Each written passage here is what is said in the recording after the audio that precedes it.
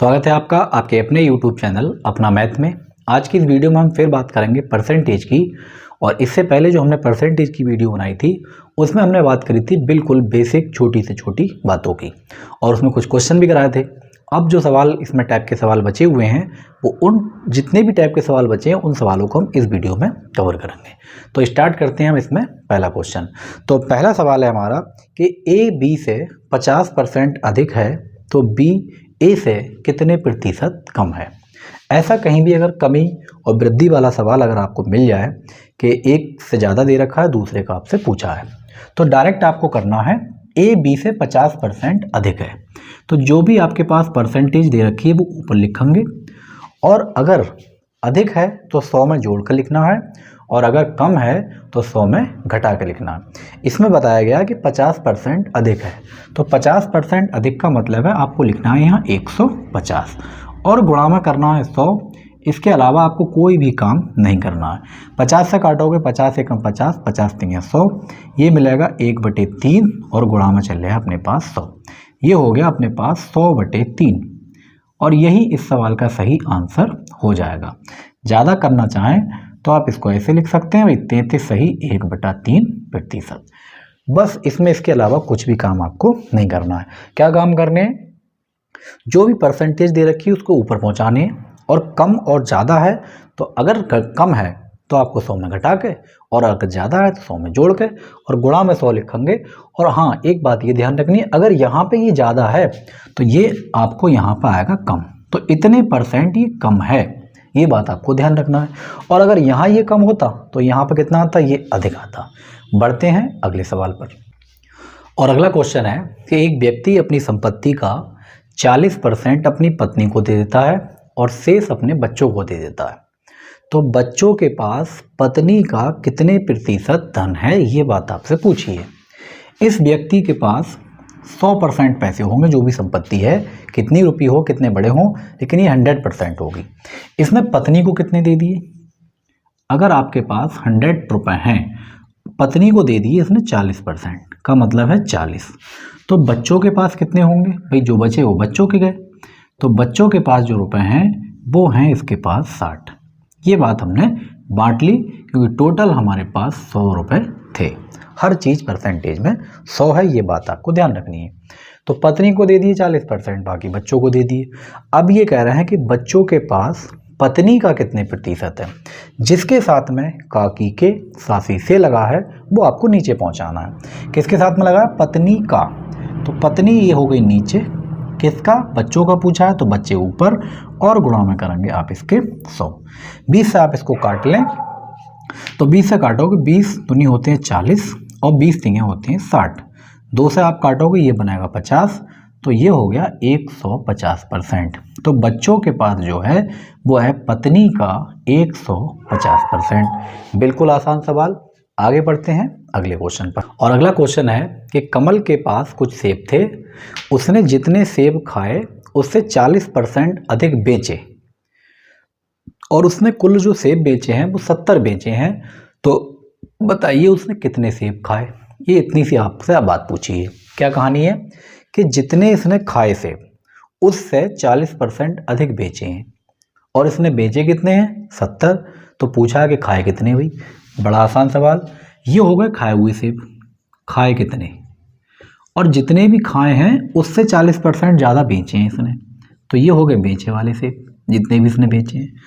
अगर हम ये मान लें कि इसने 100% सेब खाए थे तो इसने बेचे कितने हैं? इससे 40% ज़्यादा, तो ये 140% इसने बेचे होंगे। अब सवाल में ये दे रखा है कि भाई इसने जो सेब बेचे हैं वो 70 बेचे हैं। कितने बेचे हैं? 70। तो 140 की वैल्यू 70 है, इसका मतलब ये हुआ कि जस्ट इसका आधा नीचे लिखा है, तो आप भी इसका नीचे जस्ट आधा लिख दें। कितने हो गए? 50। तो इसने कितने सेब खाए थे? 50 सेब खाए थे। बेचे कितने हैं? 70।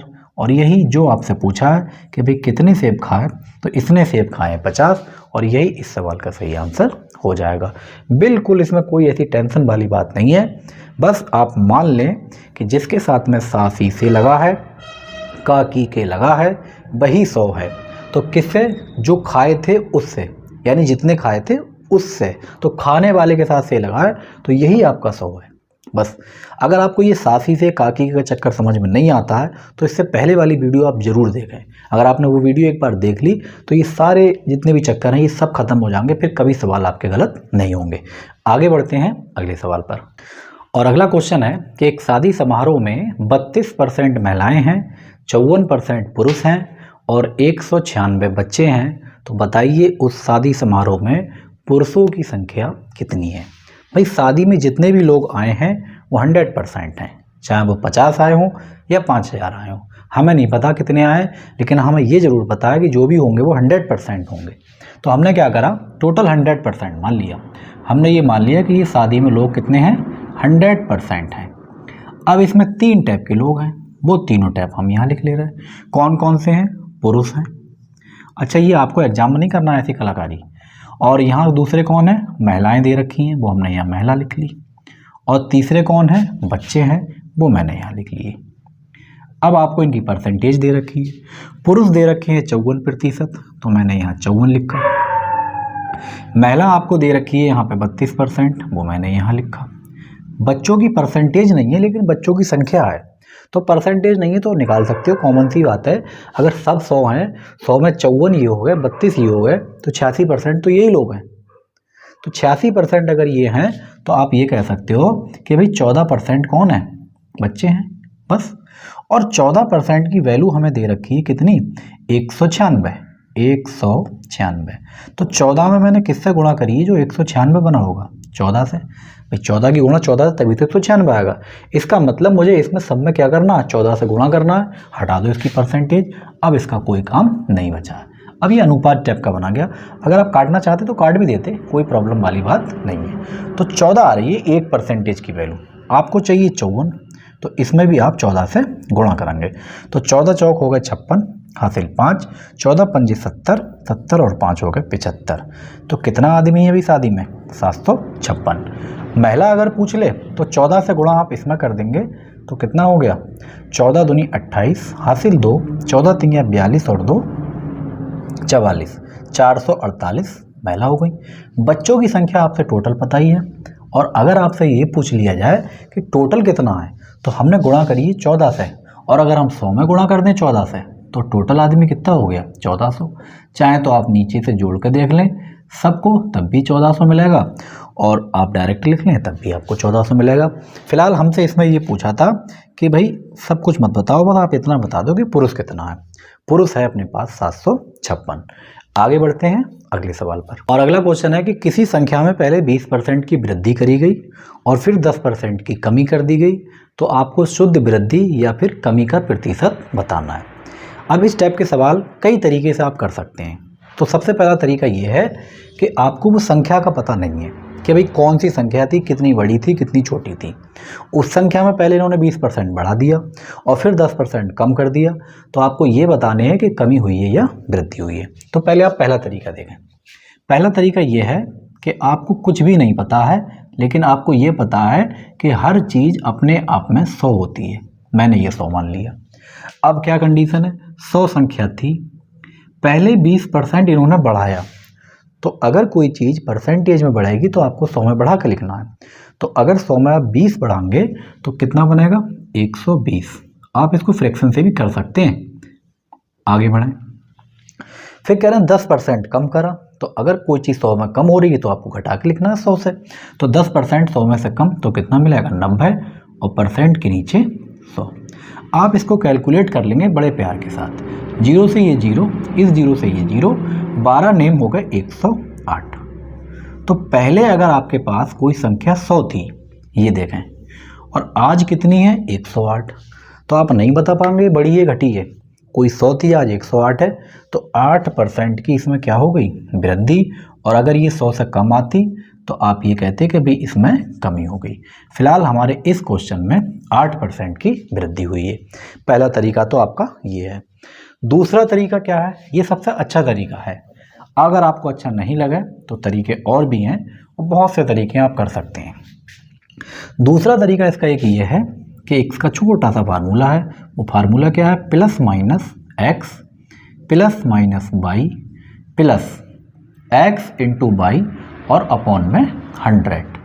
बस आप इसको अप्लाई कर लें। तो प्लस का मतलब है वृद्धि के लिए और माइनस का मतलब है कमी के लिए। तो पहले 20% की वृद्धि हुई है तो प्लस का 20 लिखेंगे आप, फिर 10% की कमी हुई है तो माइनस का 10 लिखेंगे। यहाँ कोई मैटर ही नहीं है, प्लस और माइनस का सिर्फ और सिर्फ प्लस है।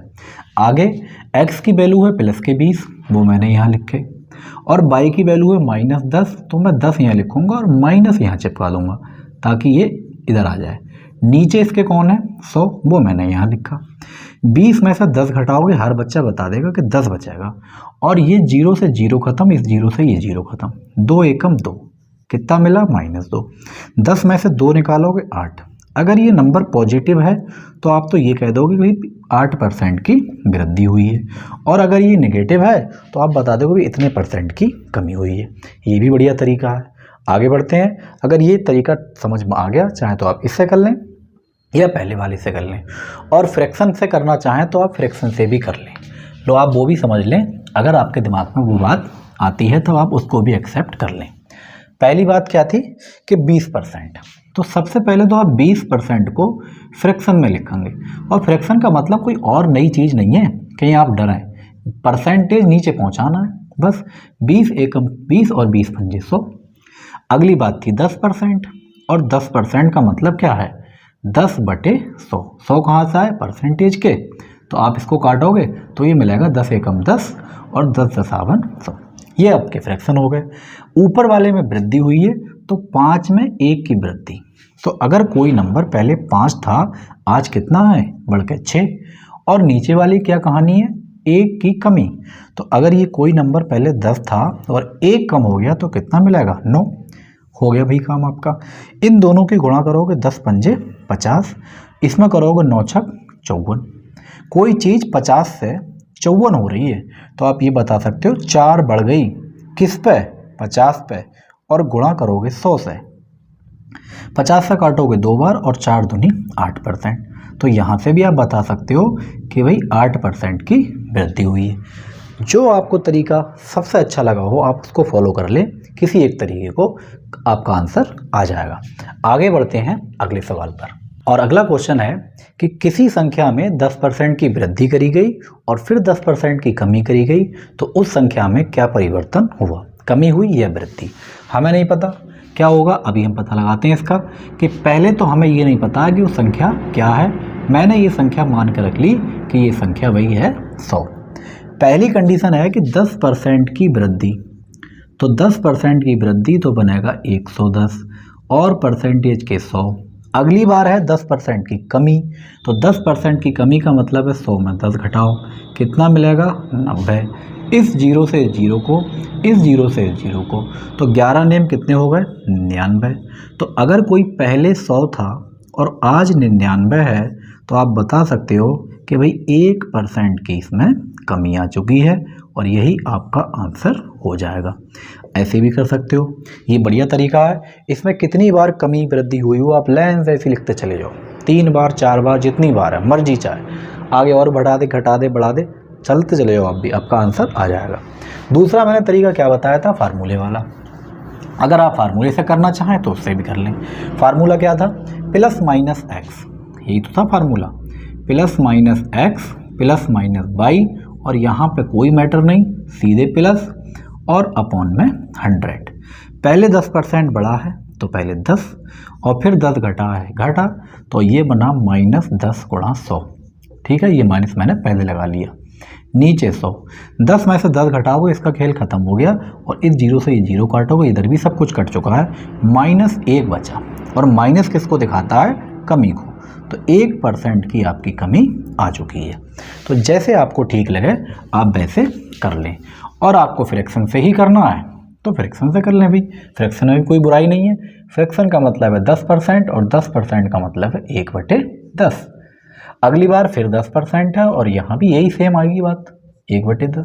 यहाँ आपकी बड़ी है तो 10 पे अगर कोई चीज़ बढ़ जाएगी तो 11 हो जाएगी, क्योंकि 10 पे 1 बढ़ी है तो 11 हो गई। यहाँ कमी हुई है, अगर 10 पे 1 कम हो जाएगी तो कितने मिलेंगे 9। तो इधर हो गया 100 और इधर हो गया 99। अगर कोई 100 से 99 बचा है तो आप बता सकते हो भाई 1% की सीधे सीधे कमी आ गई, क्योंकि ये ऑलरेडी हमें 100 दे रखा है। जो भी तरीके आपको ठीक लगें आप उससे कर सकते हैं, कोई बाउंडेशन नहीं है। और भी कई तरीके हैं इसके, कर लेंगे आप उससे भी, लेकिन आपके लिए यही काफ़ी है। आप इसी में से किसी एक तरीके को फॉलो कर लें, सारे सवाल आपके बनेंगे। आगे बढ़ते हैं अगले सवाल पर। और अगला क्वेश्चन है कि किसी वस्तु का मूल्य 75 रुपये था, पहले इसमें 20% बढ़ाया गया और फिर 20% घटाया गया, तो अब जो है वो वस्तु की मूल्य कितना रुपये बचा हुआ है। आसान सवाल है। अब हमें इसने बता दिया कि 75 है टोटल, कितना है 75। पहले 20% बढ़ाएगा तो 120 लिख सकते हो आप, फ्रैक्शन में करके चाहो फ्रैक्शन में करके लिख लो, और फिर 20 घटेगा तो ये मिलेगा अपने पास 80%। अब जो भी जिससे कटेगा काटेंगे, ये 2 जीरो से 2 जीरो को निकाल दें हम यहाँ से।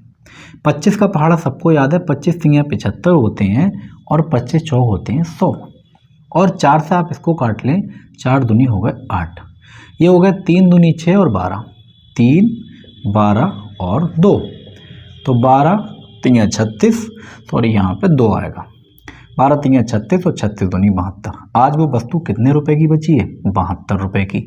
अगर आपसे ये पूछ ले कि कितने रुपए की कमी हो गई, तो 75 से 72 रहेगी, 3 रुपये की कमी हो गई। तो जो भी चीज़ आपसे पूछी जाए, फिलहाल हमसे ये पूछा है उसका मूल्य अब कितना है, तो अब तो ये 72 रुपये की है।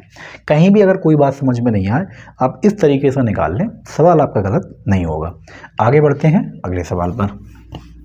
और अगला क्वेश्चन है कि 100 रुपये की एक वस्तु पहले 10% बढ़ाई गई और उसके बाद फिर 10% बढ़ाई गई, तो उसमें कितने रुपए की वृद्धि हुई? सीधी सीधी बात है, दोनों बार वृद्धि हो रही है। तो 100 रुपये की वस्तु सीधे उसने बता दी, ये अच्छी बात है, बता दी। पहले 10% बढ़े तो 110 और परसेंट के नीचे 100, दोबारा फिर 10% बढ़े तो 110 और नीचे 100। 100 रुपये की थी वस्तु, ये आपको ध्यान रखनी है। पहले कितने की थी? 100 की। अब आगे चलेंगे, इस जीरो से इस जीरो को निपटाएंगे, इससे ये निपटा देंगे, ऊपर बचेगा 11 11 121। तो अब ये कितने रुपए की है? 121 रुपये की।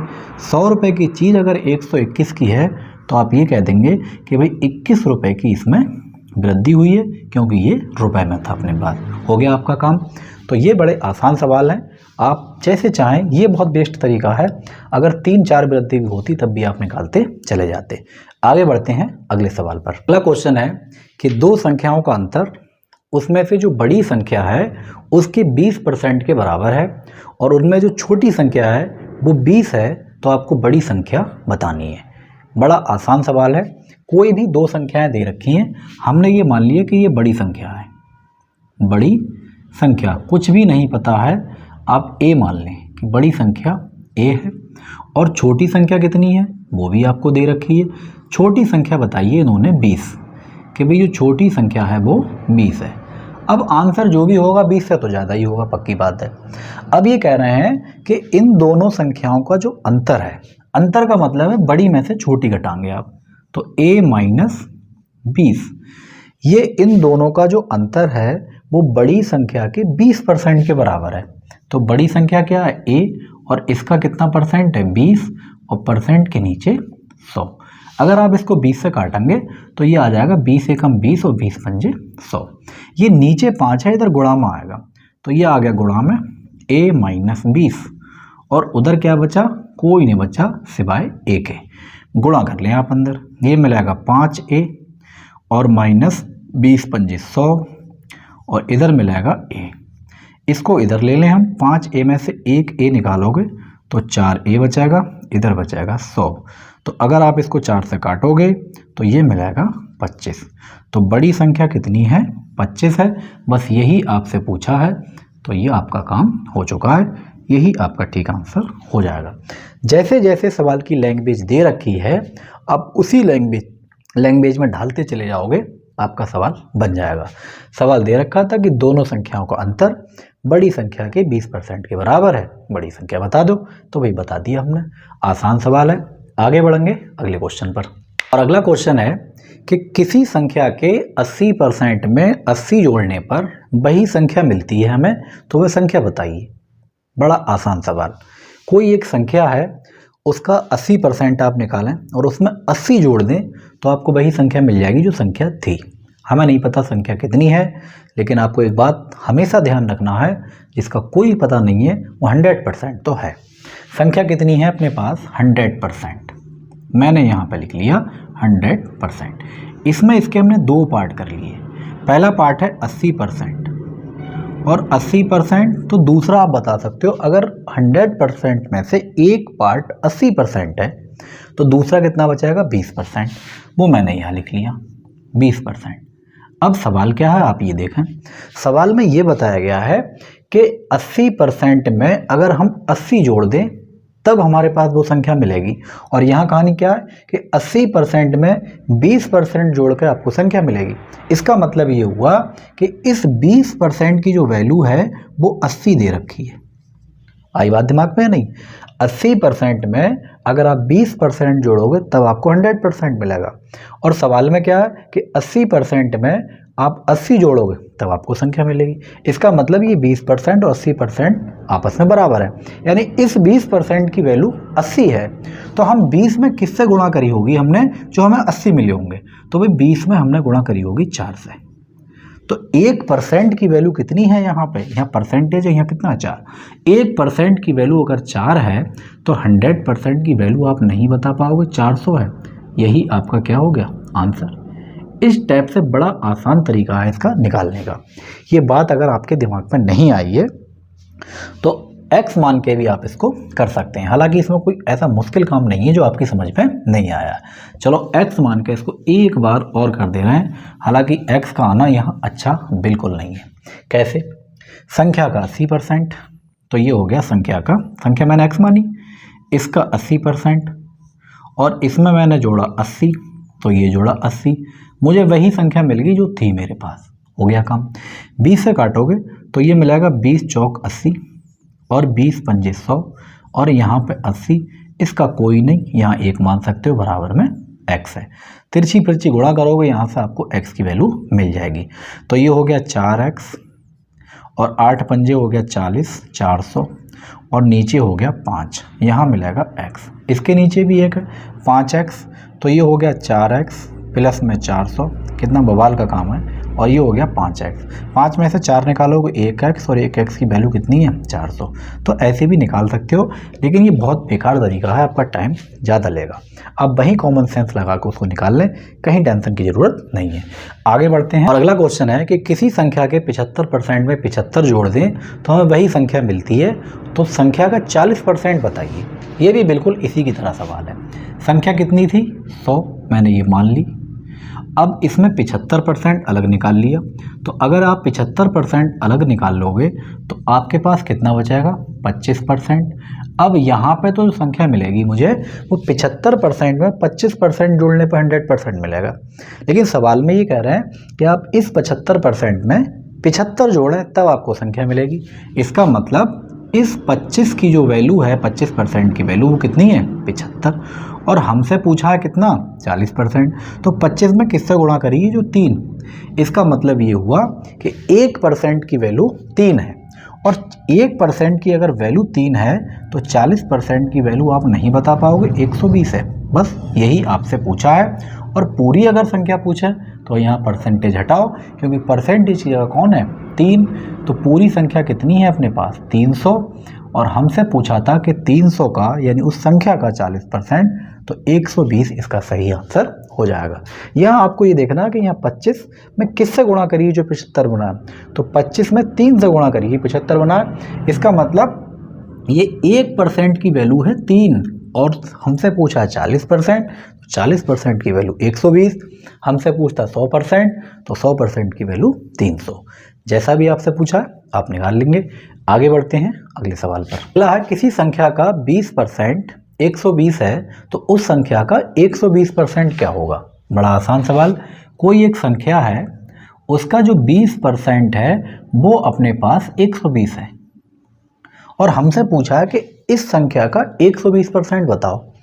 20% मेरे पास मौजूद है, 120% चाहिए मुझे, तो मैं क्या करूं यहाँ पे कि इधर 6 से गुणा कर दूं, और अगर मैंने इधर 6 से गुणा करी है तो 6 से मुझे इधर भी करना पड़ेगी। तो अगर आप 6 की गुणा करोगे 20 से तो कितना हो गया 120। परसेंटेज तो चिपका हुआ है ही पहले से, चिपका रहने दो आप इधर। और 12 की गुणा करोगे आप, 12 छंग 72, 720। तो 120% की वैल्यू कितनी है 720। यही आपसे पूछा है यही आपका आंसर है। आगे बढ़ते हैं अगले सवाल पर।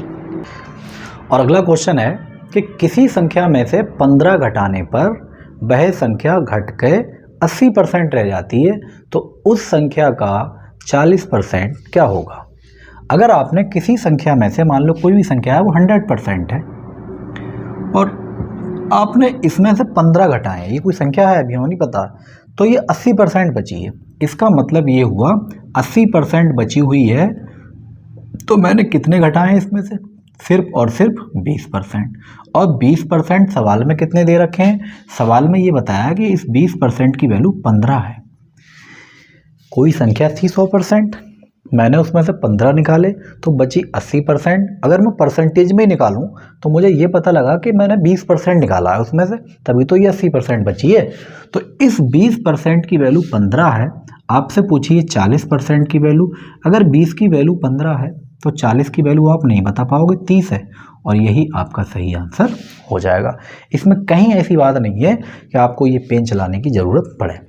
आप अगर इसकी प्रैक्टिस कर लेंगे तो बेसिक और बहुत आसान सवाल हैं, और ये सारे सवाल एग्जाम में आए हुए हैं। और अगला क्वेश्चन है कि दो संख्याएं किसी तीसरी संख्या से 30% और 37% कम है, तो आपको ये बताना है कि दूसरी संख्या पहली संख्या से कितने प्रतिशत कम है। 3 संख्याएं हमारे पास हैं, तो मैंने यहाँ पर ये पहली संख्या लिख ली, यहाँ दूसरी संख्या लिख ली और यहाँ लिख ली तीसरी संख्या। किससे कम है, तीसरी संख्या से। किसके साथ लगा है, तीसरी के साथ। जिसके साथ में सा सी से लगा है वही आपका 100 है। तो तीसरी संख्या से, तो इसका मतलब ये है 100, और कम है कितनी कितनी, 30% और 37%। इसका मतलब अगर ये इससे 30% कम है तो कितनी होगी, 70, और ये इससे 37% कम है तो कितनी होगी, 63। ये मैंने तीनों संख्याएं अलग अलग निकाल ली। अब हमसे ये पूछा है कि दूसरी संख्या पहली संख्या से कितने प्रतिशत कम है। तो पहले तो ये देखो कि कायदे में है कितनी कम, दूसरी संख्या पहली से कितना कम है, तो ये 70 है, ये 63 है, 7 कम है। किससे कम है, पहली संख्या से। तो जिसके साथ में से, सा सी से का की के, कहाँ जाएगा, नीचे। तो नीचे कौन बैठेगा, 70, और बस हो गया आपका काम। गुणा करेंगे आप 100 से और इसको डिवाइड कर लें, 0 से 0 कैंसिल, 7 से 7 कैंसिल, क्या बचा अपने पास, 10%। तो ये दूसरी संख्या से, जो दूसरी संख्या है वो पहली संख्या से 10% कम है, और यही आपका सही आंसर हो जाएगा। आगे बढ़ते हैं अगले सवाल पर। और अगला क्वेश्चन है कि दो संख्याएं किसी तीसरी संख्या से 50% और 80% कम हैं, तो दूसरी संख्या को पहली संख्या के बराबर करने के लिए कितने प्रतिशत बढ़ाना होगा। बिल्कुल आसान और मासूम सवाल। पहला संख्या हो गई, ये दूसरी संख्या हो गई, और ये तीसरी संख्या हो गई। किसके साथ में से लगा है, तीसरी संख्या से। तो जिसके साथ में से है वही आपका 100 है, तो हमने इसको लिखा 100।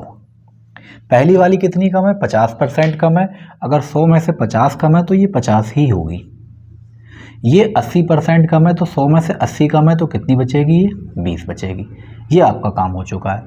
अब ये कह रहे हैं कि दूसरी संख्या को पहली संख्या के बराबर करने के लिए कितना बढ़ाना पड़ेगा। तो आप यहाँ देख के बताओ जरा कितना बढ़ाना पड़ जाए यहाँ पे। तो हम ये कह रहे हैं ये 20 है, 50 करना, 30 बढ़ेगा। किस पे बढ़ेगा, जिसकी बात हो रही है उसी से बढ़ेगा भाई, और कोई कुछ भी नहीं कर सकता, आपको खुद ही करना है सब कुछ। तो 20 से आप काटोगे तो कितनी बार, 5 से, और 3 पंजे कितने होते हैं, 15। तो आपको 150% बढ़ाना पड़ेगा दूसरी वाली संख्या को, तब जाकर ये पहली वाली संख्या के बराबर हो पाएगी। आगे बढ़ते हैं अगले सवाल पर। और अगला सवाल है कि दो संख्याएं किसी तीसरी संख्या से 10% और 25% कम है, तो दूसरी संख्या को पहली संख्या के बराबर करने के लिए कितने प्रतिशत बढ़ाना होगा। ये भी सेम सवाल है, आसान है, इसको भी हम इसी टाइप से करेंगे। सबसे पहले हम देखेंगे 100 से किसके साथ में है, दो संख्या है तीसरी संख्या से, तो यही आपका 100 है। और कितनी कितनी कम है, ये 10% कम है तो कितनी हो गई, 90, और ये 25% कम है तो कितना हो गया, 75। यही बातें हमें दे रखी हैं कि भाई 10% और 25% कम है, तो ये 10% कम है तो 90, ये 25 कम है तो ये।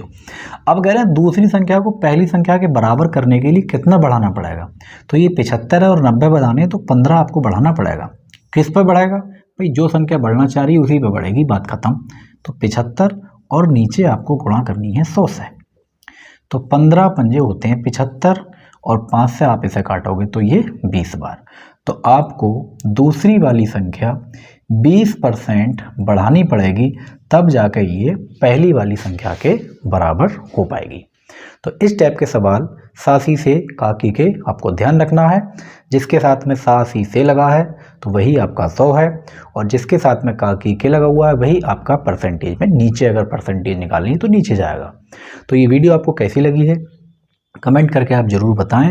वीडियो अच्छी लगी है तो लाइक करें, शेयर करें। चैनल पर आप हमारे अगर बिल्कुल नए हैं तो चैनल को सब्सक्राइब जरूर कर लें।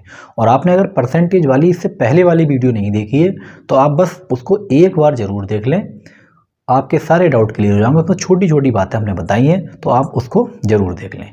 मिलते हैं आपसे अगली वीडियो में। Thank you.